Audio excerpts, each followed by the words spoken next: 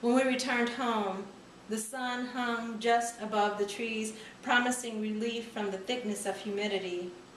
Ella May walked to the shed to get a couple of hoes for weeding and came back to where I stood leaning against the truck, no longer amused with myself for having driven us there. She stabbed one hoe in the earth and thrust the other one toward me, knowing I'd opened my hand.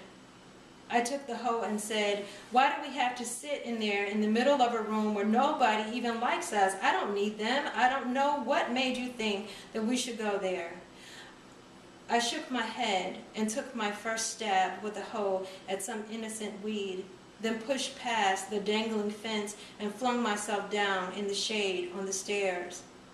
She took small steps toward me as if she were preparing her response, then sat on the bottom stair with me, her shirt loose and open now at the collar, showing her collarbone and the smooth skin above her breast, which reminded both of us that she wasn't just somebody's discarded daughter and sister or an awkward mother, but a woman.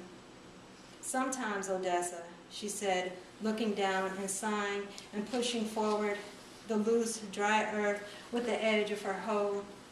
"Sometimes you have to try things like an experiment and see if it works or not. I thought about myself when I was 14, when I needed somebody." My tone was pitched higher than the cicadas. "But you needed somebody other than them. You trying to give me people you didn't even want."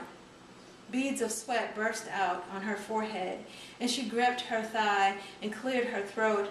"I'm just trying to give you something that it seemed like you need. It's not like you're telling me what you need. You're just sitting quiet most of the time."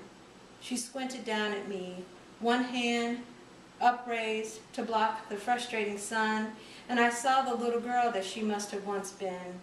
The way Granddaddy pushed her away as the child that he did not father, even though he always made sure she was provided for.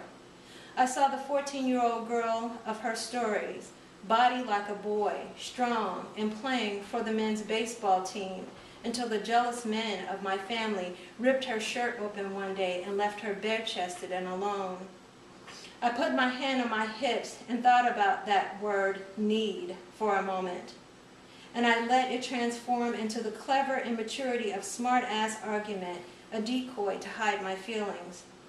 I said, "There is something I do want. Can I have a TV?"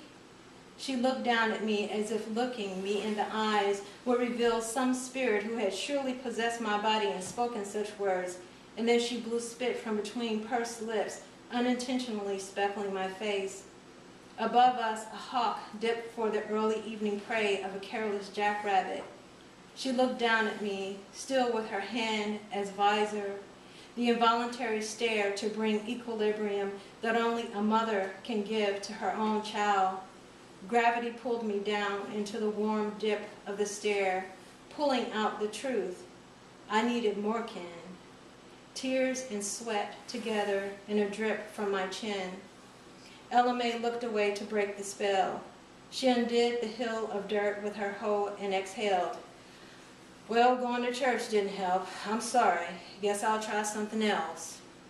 I squinted, one eye closed, and looked at her through the wave of heat. The shadow of the pine tree in the distance fell on me and helped me ease the shifted sun. She leaned heavily on one knee to get up. "I'm sorry," she said. She forced herself to look stern, but it made her look worn. Her hair hung in her face as she turned to go up the stairs and get away from the influence of my tears. How tears from the child bring tears from the mother, and once brought the flow of milk that had no direction.